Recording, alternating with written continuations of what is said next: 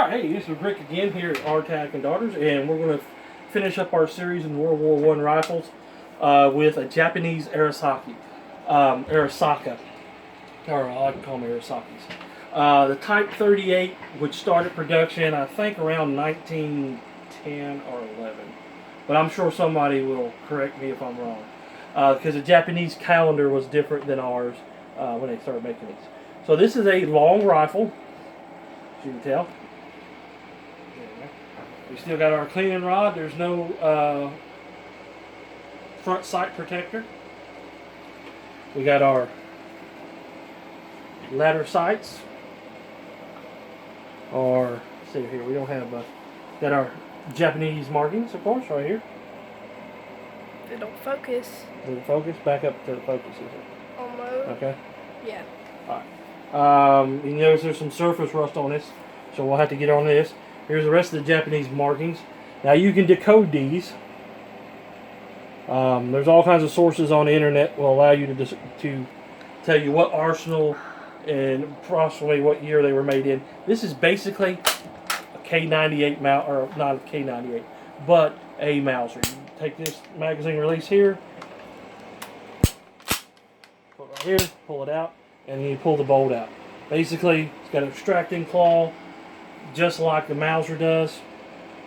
It's relatively got an extra bridge right here, so technically you can say that the Japanese Arasaka rifles has 3 locking lugs.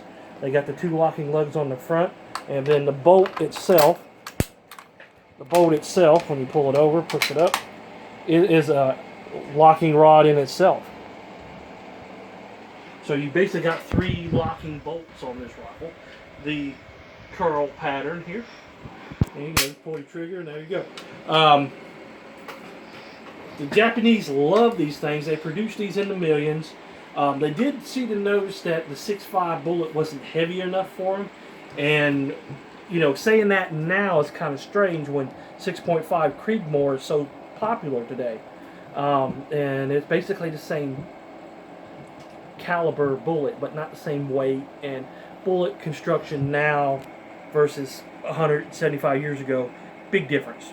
So the Japanese were all into something. So was the Italians, and so were we, because we had the 6mm Lee Navy for a while and small bore cartridges. It's just they would erode the barrels.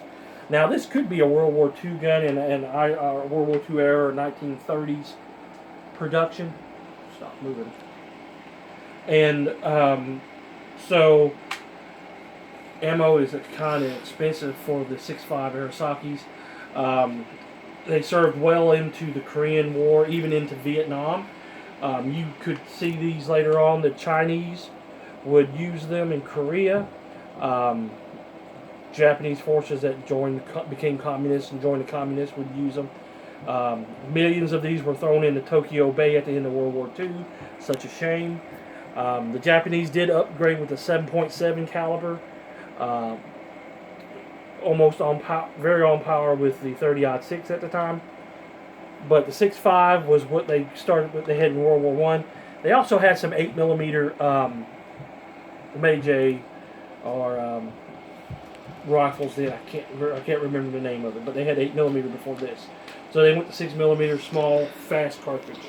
I worked with a guy his name is D. Lilliard. He was a parts runner at a local GM dealership that I worked at. He was part of Merle's Marauders. And I took this into him and he told me some great stories about the 6.5 Japanese Arasaka rifles. He says the 7.7 guns, you could hear them. They sounded differently when they fired. He said you did not want to get hit with the 6.5 because once it hit you, it would tumble and just tear you up, where the 7.7 Jap cartridge would just go right through you. And he says, but the 6.5 was very terrible. It was very, very dangerous and very traumatic on wounds.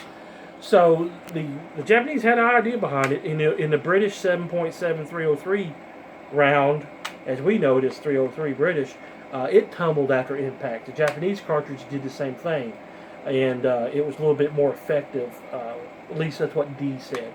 And he was a great guy. He told me many stories about Merle Marauders and his small role in that. And if you ever got a chance to go see the movie about Merle Marauders, it was an old 50s movie. He said it was very, very close to the truth. It wasn't a lot of Hollywood fiction or stuff like that. But he had a respect for these 6.5 bolt action rifles. He said even though that he carried a Tommy gun, and the rest, some of the other guys had Garands, he says he would rather have the Tommy gun versus the 6.5, but they respected the 6.5 Japanese cartridge because it was so traumatic on them. And these rifles, you can get them anywhere from around $200 sporterized all the way up to $800-900, depending on if it's got a bayonet with it, if it's got airplane sights on the 7.7, it's got the monopod. Of course, this was before the monopod. That was all on the 7.7. This is not. There's latch ditch rifles that the Japanese made were very crude, unfinished. They were school training Japanese rifles. So when we get in the World War II rifle series, we'll go about the school training rifles. I got a blank fire only Japanese school training rifle because the Japanese, during World War II, they were training everybody to fight to the last man. So that could have been devastating for them and for us. And also the Russians at the time, because if they would have invaded, they would have had to face the suicide on everybody. That's the way it was. But these rifles are really well made. They do have a reputation of exploding, but that's because they've been rechambered wrong, or somebody would fire form. If you had a 7.7 Japanese chambered rifle and you would fire form cartridges, you'd have to use right there.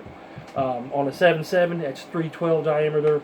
On 30-06, it's 308 diameter bullet, and that's a story for the World War II rifles, not for the World War I. So yeah, the Japanese did attack Germany during World War I, mainly on islands like Guam and Saipan, Samoa Islands that the Germans controlled during turn of the century all the way up to the end of World War I, when the Japanese got control. That was their reward for what little assistance they did to the Allies in World War I. They were given the German islands in the Pacific that the German Empire had at the time, which was probably turned out to be good for the Japanese, bad for the local islanders, and eventually turned good because we ended up getting control of them after World War II.